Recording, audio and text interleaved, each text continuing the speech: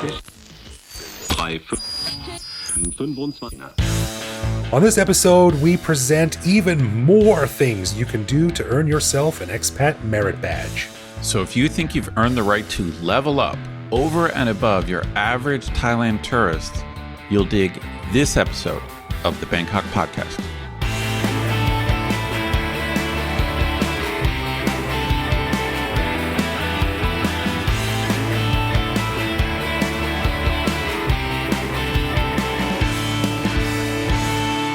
Sawadee krap, and welcome to the Bangkok Podcast. My name is Greg Jorgensen, a Canadian who came to Thailand in 2001 to experience a land of smiles, but got confused and ended up drunk on a beach in Phuket experiencing sand for miles. Close, very close. And I'm Ed Knuth, an American who came to Thailand on a one-year teaching contract 21 years ago, fell in love with being able to go to formal events in shorts, a t-shirt, and flip-flops, so I never left. Yeah. You gotta love it, man. Only in Thailand. Yeah, it's awesome. We want to give a big thanks to all of our patrons who support the show. Patrons get a whole bunch of cool stuff, including our ad-free regular show a day early, emails with behind-the-scenes photos of our interviews, access to our Discord server to chat with me, Greg, and other listeners around the world, and various other goodies.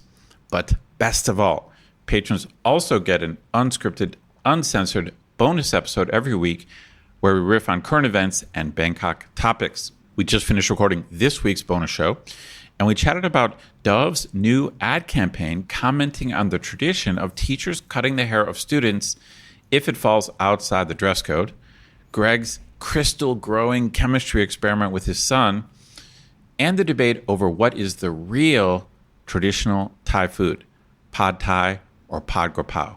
To learn how to become a patron, click the support button at the top of our website. Go Pat Krapau. I'm on Team Krapau. I'm with you, man. Yeah.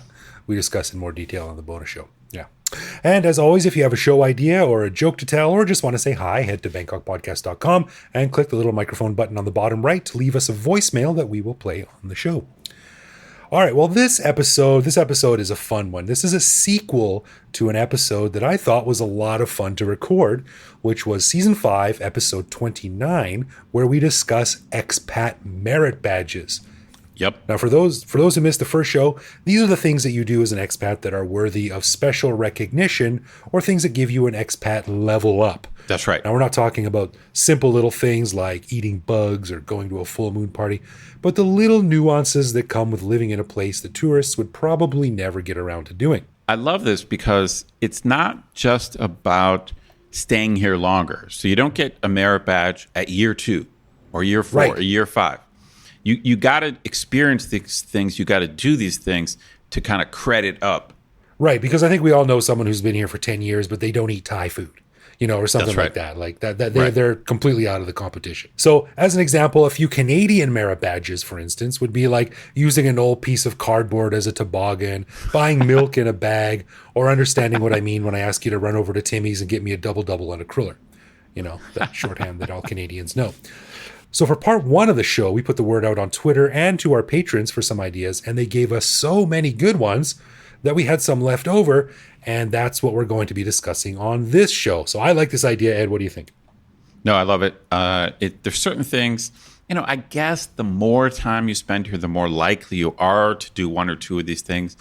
But it really depends on a lot of factors, like whether you adventure out into the world and also how much you let yourself do Thai stuff. Because I think there are some foreigners that come over here and they just stay exactly the same person and none of their habits change.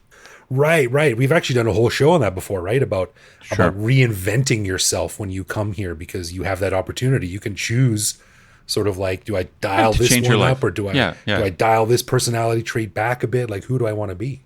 But part of that also is deciding how Thai do I want to let myself become? You know what I mean? Right. I mean, my cliche, which I've talked about many times, is that when I got here and I saw people putting ice in beer, I said, I will never do that. Just as an American, as a guy who grew up in Ohio, I'm German ancestry. I'm like, I'm not putting ice in beer. Never. Outrageous. And then I think I think it was within 18. It was I think I might have made it a year without doing it, but by year 2, I just got so tired of my beer getting warm so damn fast. It's like they serve you a beer, and I like a cold beer. I thought I liked beer, but actually I like a cold beer. And here they put it on the table. You take a sip, it's cool, and then the next sip, it's lukewarm, and the next sip, it's boiling. boiling. You know what I mean? It's like beer warms up. This gives me an idea for a third show we can have. We could have expat demerit badges. like right, sure. Putting beer in ice Fail. or ketchup on pizza. Like you get a merit badge taken away for that. Expat fails. Like you've gone too far. You've gone too far. Yeah, you're messing with powers you can't possibly comprehend. So we've got 10 things here. So how about Ed? We just go through them. I'll take one, you take the next one, and we'll just discuss. Sure. Absolutely. Right. You want to go first? Sure. This fits for my intro today. I think it's a very advanced expat thing. I don't want to be very advanced. I would say intermediate is to go to a wedding or possibly another formal event in jeans or shorts, a t-shirt or flip-flops, just to show up at someone's wedding dressed very casually. I think that's worth an intermediate badge. Yeah, 100%. I agree on this. And I'll never forget the first time I was at a wedding. Because, in Canada, like, you go to a wedding, you're like, oh, do I have the right clothes? If I don't, I got to get the right clothes. Like, I'm worried, do I need a tux or can I just wear a suit? But right. And if I do wear a suit, what's the color? Like, do I need to buy a special tie? Like, if the color's green, I got to have a green tie. Yeah, but you can't roll into a wedding, like, dressed, like, really casually. You just can't, period. You can't. No, you'd be like, why aren't, like, you'd be questioned about it by people. But I'll never forget the first time I was at a wedding for a colleague when I was back in the day when I was teaching, and I looked over and there was a dude like standing in the crowd of people getting his photos taken, and he was wearing camo cargo shorts, flip flops, and like a black, I forget what band it was, like Metallica shirt or something. And I was like, what the hell? It's pretty common. Admittedly, it's usually some young Thai dude, like some 18-year-old Thai guy who's so I do think dressing this way is probably a little bit over the line for normal Thai people. Like normal Thai people are probably like, hey, you shouldn't do that, but it is fairly common. And I think if you do that as a foreigner, at a wedding it'd be extreme, but just kind of underdressing. If you catch yourself underdressing, that means you're not a beginner anymore. That's right. Yeah, you push that boundary. And it takes balls. It takes balls to show up to a place where a lot of people are expected to dress nicely, and you're like, no, just a t-shirt and shorts for me. I'll be fine. Maybe I'll put on some socks to dance it up a little bit. But that's great. Yeah. So okay, the next one, and this is something that I will never, I don't think, ever get around to doing. I don't think I'll ever get this badge. But this is being able to understand property measured in rai and wa. I love this one. I think this is a pretty advanced thing. I'm bad at it. As we've joked before many times, I can't even convert to Celsius from Fahrenheit. Let alone convert from acres to rai or wa. But it's funny. This has come up. I've had friends who've bought property, and so this isn't a level. I think this might be a little more advanced. I think this is above just intermediate level. This is kind of advanced. If you can look at something or read about something and say, okay, that's about 10 rai. Yeah, that's advanced. That's advanced expat stuff. That's a pretty high level. I'd say it's right on the line between advanced and mid-level, because I've had plenty of foreigners tell me like, oh yeah, I bought a new house. It's on 4 rai of land. But do they know what that really means? They just know that because that's a good point. They know that just because they just paid for it. But yeah. It would be if someone. Look, here's my question to you: If you were talking to an expat who was kind of new, and he realized you were a long timer, if he said to you, "I was looking at this property and they told me it was 5 wa. How many acres is that?" Would you be able to estimate it, or would you just go straight to Google? That's when I take out my smoke bomb that I always carry with me and throw it on the ground and run away. No, because I think this is actually a merit badge that has 2 levels. Like, first of all, you need to be comfortable measuring in those units. But second of all, even if you measure, like, even if you understand what they are, like I still don't know what that is. So like for instance, like a rai is 1,600 square meters. That's 40 by 40, a square 40 by 40. So that's right. So that's about 40% of an acre. I guess so. Well, it's 0.16 hectares or 0.3954 acres. Okay. But like, I don't even know what a hectare or an acre looks like. I've never measured one. I've never bought property. So, I mean, I know what an acre looks like roughly just from, a ramen neighborhood. Someone would say like, oh, I've got an acre here. I've got 2 acres. So I can eyeball that. So a rai is about 40%. So let's just say a little bit less than half an acre. But I don't know if I would remember that. Like if someone asked me off the top of your head, hey, dude, I want to get this thing that's 6 wa. Like how many acres is that? I probably would not remember that. No, that's when you whip out Google. That's advanced. If you can do that, and you're an advanced expat. Yeah, okay, I'll give you that. And for the record, a wa is 4 square meters, so it's 2 by 2. Oh, so a wa is pretty damn small. Yeah. So you could probably measure like the area of your condo in wa. Yeah, right. Gotcha. All right, next one I like a lot. You are familiar with the Thai system of years or the Buddhist calendar, but do you know what year you're born in the Thai calendar? No, I don't get this merit badge. I could probably figure it out because I know that Siddhartha Gautama was born 543 years before Jesus. That's so that right. means you have to add 543 to the Christian calendar to get the Thai year. But yeah. Well, in a way, it's a merit badge to know how to do it, and then it's a higher level. I guess so. It's a higher level if you can just bust it out, if you can just say what year. Yeah. So, like for instance, when I went to do my taxes online, you wouldn't know about that because when you do your taxes, you just wander around the tax department. That's right. That's exactly right. But when you do your taxes online, you have your password is your birthday, but it's in the Thai year. I see. So I had to figure that out. I was trying to log in, and I emailed like my accountant. I was like, "What's going on? Like the year's right?" And she's like, "Oh yeah, I have to use the Thai year." I'm like, oh, so then I had to get out the calculator. Oh, that's cool. That's a great thing. That. Yeah, I don't know mine. I don't know mine. Yeah, so that's a great one. I think that's pretty unusual. I think that's kind of high level to just know it off the top of your head. Yeah. What year were you born in the Thai calendar? Boom. 25, whatever, or 24. Boom. Yeah. Depending on how old you are. That's huge. Yeah. That's huge. Yeah. So the next one is another one that I would definitely have problems with unless someone said a very specific word or two. And that's to recognize when someone is speaking a dialect of Thai. Oh, God, this is a great one too. I think I can recognize Isan and then maybe Pasa Thai. So maybe Southern Thai. Because to me, it just has that lilt. It just has a lilt of Arabic or something, or Indian. Like it just, I mean, because I think it is influenced by that, but it's very slight.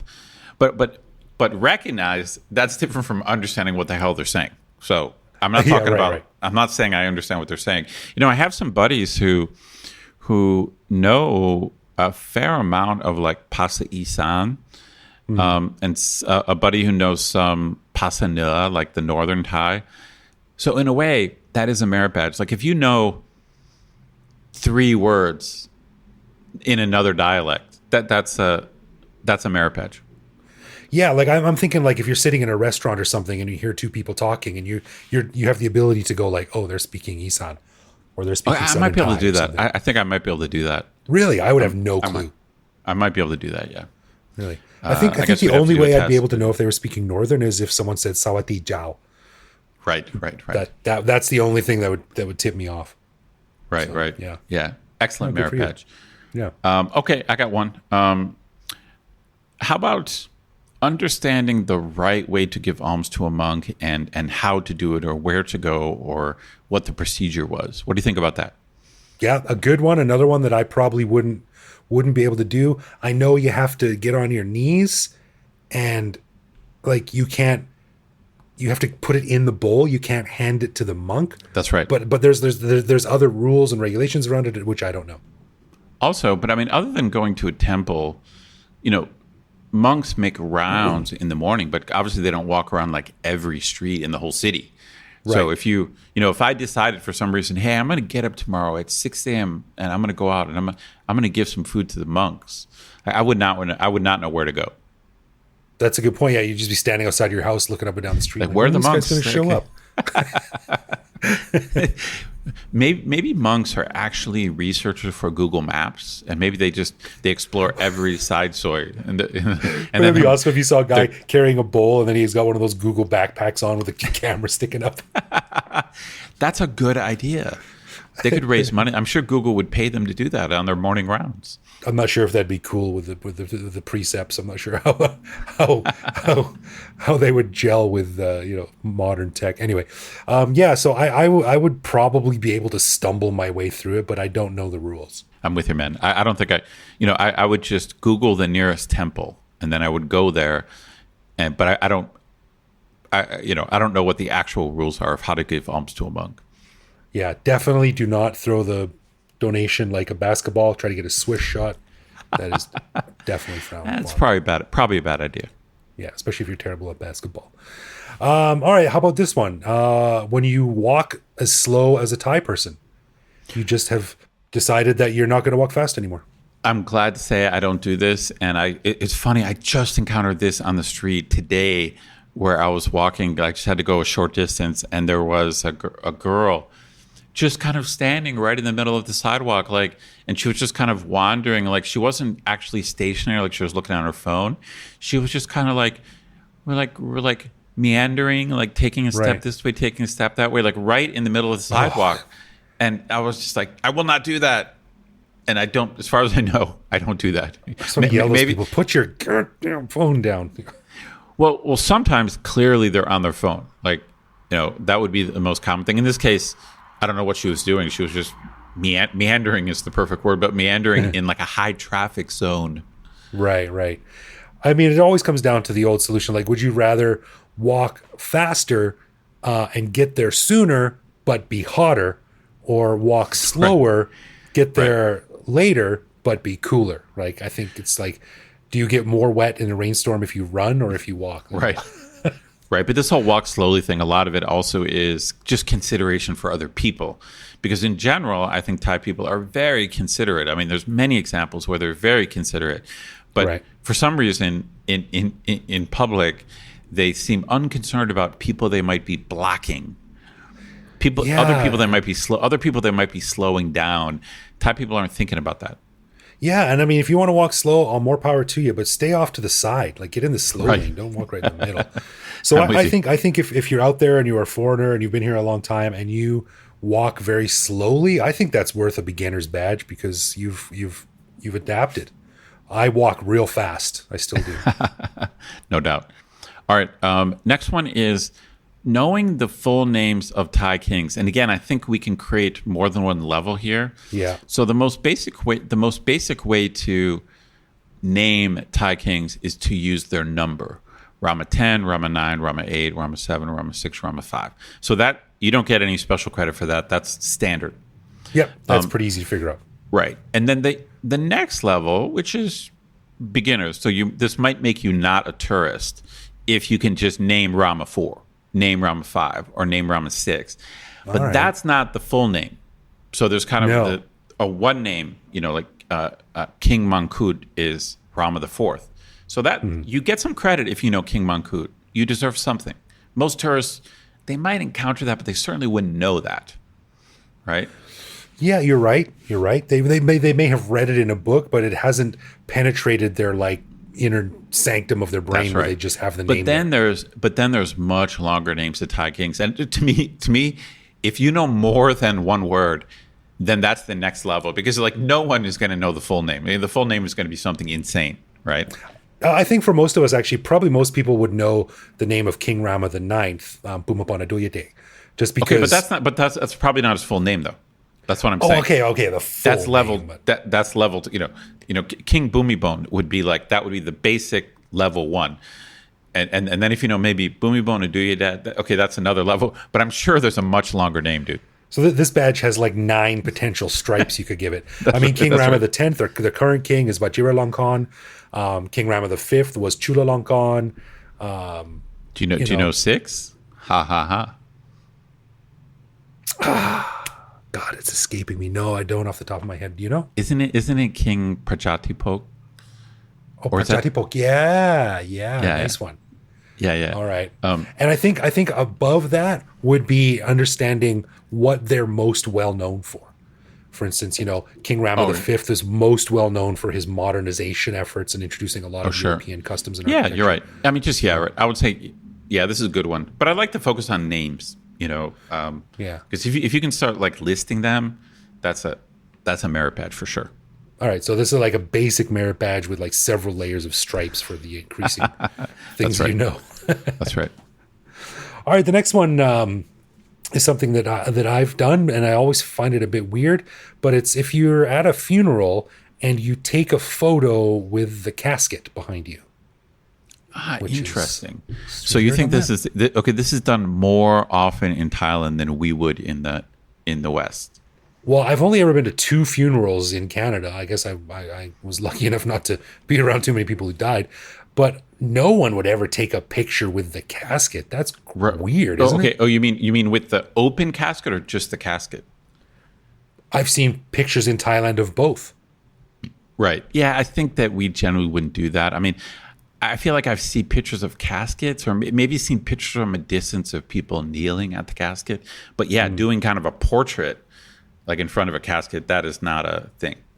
No, I've seen family portraits like so they've got the picture of the person and then behind them on a pedestal is like the casket, sure. And then there's the whole family Sure. there. Yeah, and there's nothing grotesque about it. It's just something that you would never see at a Western funeral. So I sure. Doing that is, I think it's worthy of a badge. Yeah, again, I think you'd have to be here a pretty long time to do that. So that's a higher level thing. Yeah, I agree. What's next? We've talked before about the bum gun. Good example of just a cross-cultural thing. So the first time you use a bum gun, that's worth a merit badge, but a lower level one. Yeah. But how about this, Greg? Using a bum gun with your non-dominant hand. Yeah, and actually, I added this one to the list because I went to Pattaya last weekend, and I was in a toilet that had the hose on the left side. So you were like, oh my God. What am I going to do? And it wasn't long enough to reach around.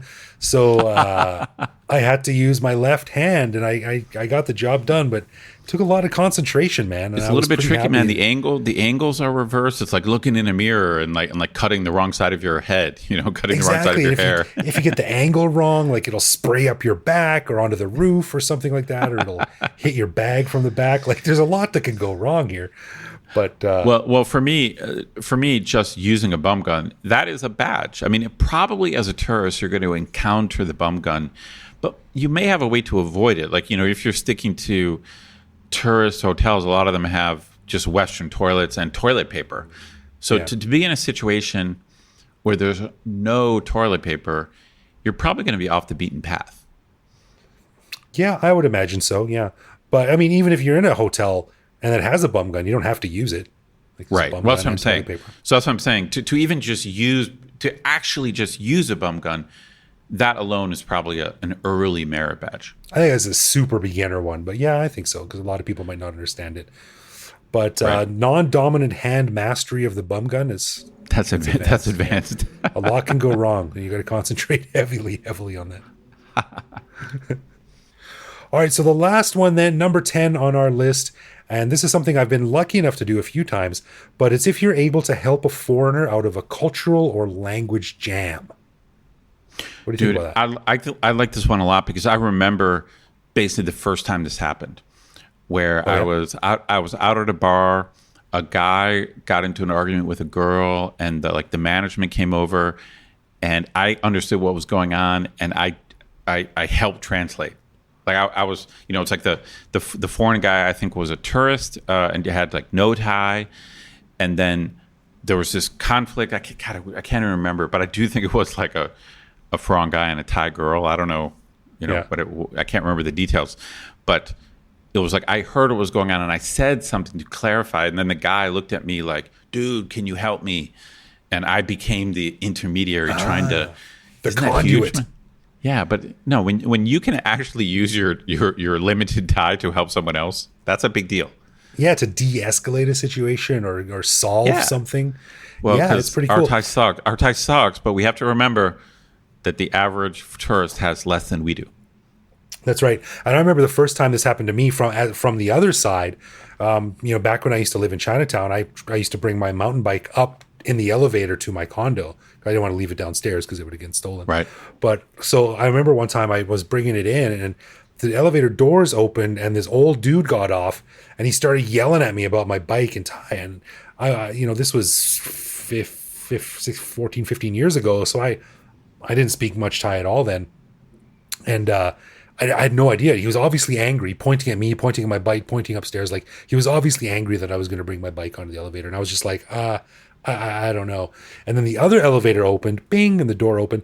And this Farang guy who lived in the building, this sort of angry photographer, he sort of grokked what was going on real quickly. And he started yelling at the Thai guy about, his gist was like, shut up, let this guy bring the bike upstairs. It's not a big deal. It's just a bicycle. It's not covered in mud. It's not dirty. It's fine. Oh, wow.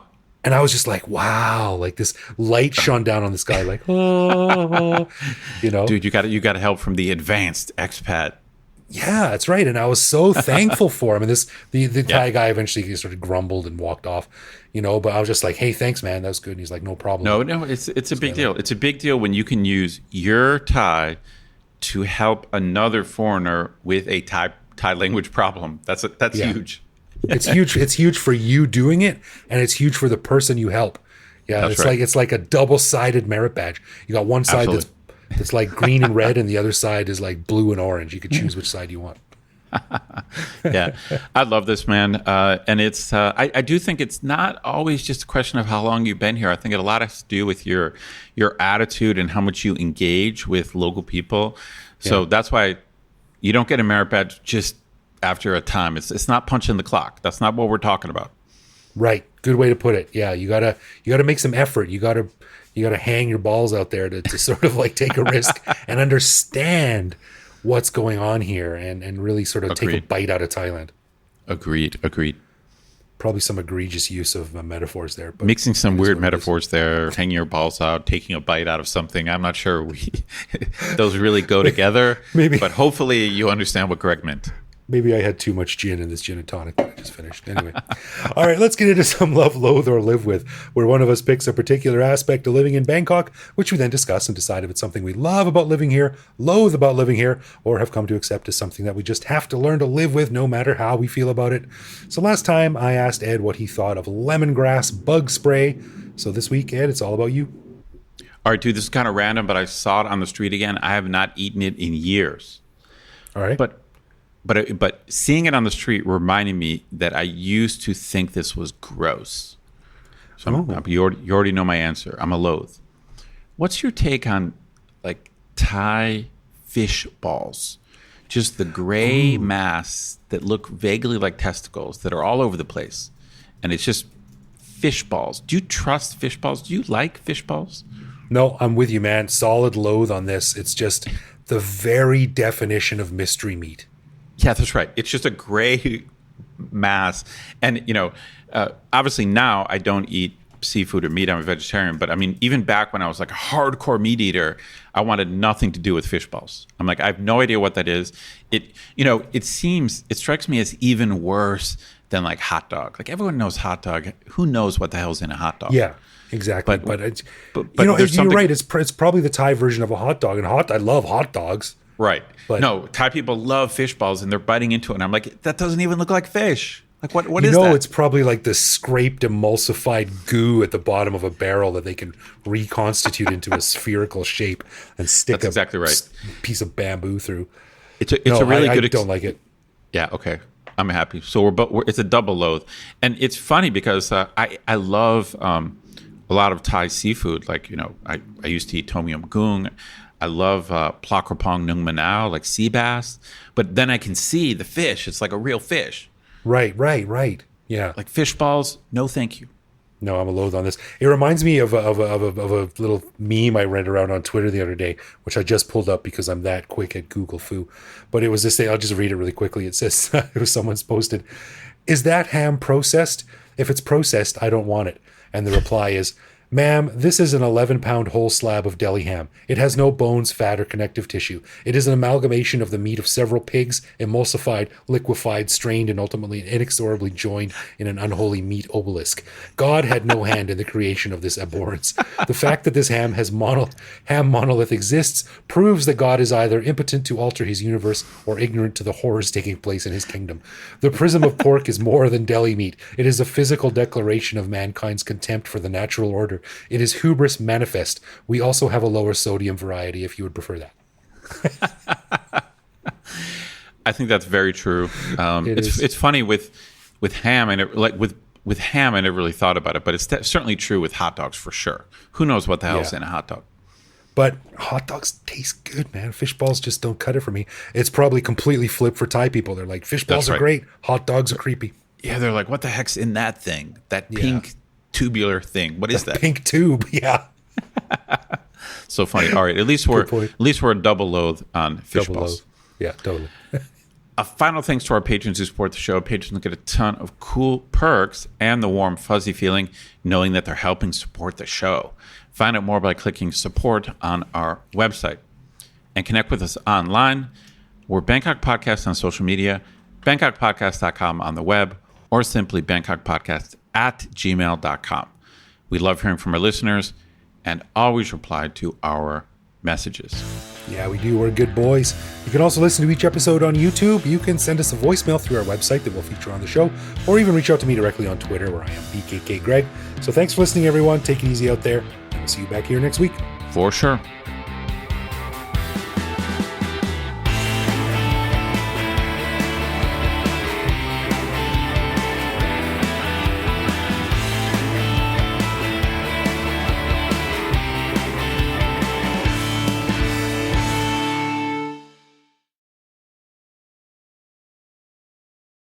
How could something that annoying and big get it under my eyelid? It's crazy. Yeah, it's a little bit weird. Maybe it was like a gnat or some tiny bug that just got in your. I'm gonna check my eye for maggots tomorrow or something. Swimming around your eyeball. I watched this video today. There was a mortician answers questions on Twitter about being a mortician, and someone asked about how they keep a person's like a body's eyes closed. Dude, I didn't know this. It was creepy as hell. They basically have these plastic contact lenses that are quite big, like probably about the size of a 2-baht coin, and they have spikes on them. So they put that on the corpse's eye and then pull the eyelid over top of it. Oh, Jesus. Isn't that creepy? Yeah. No, it's creepy. That's what I feel like I got in my eye.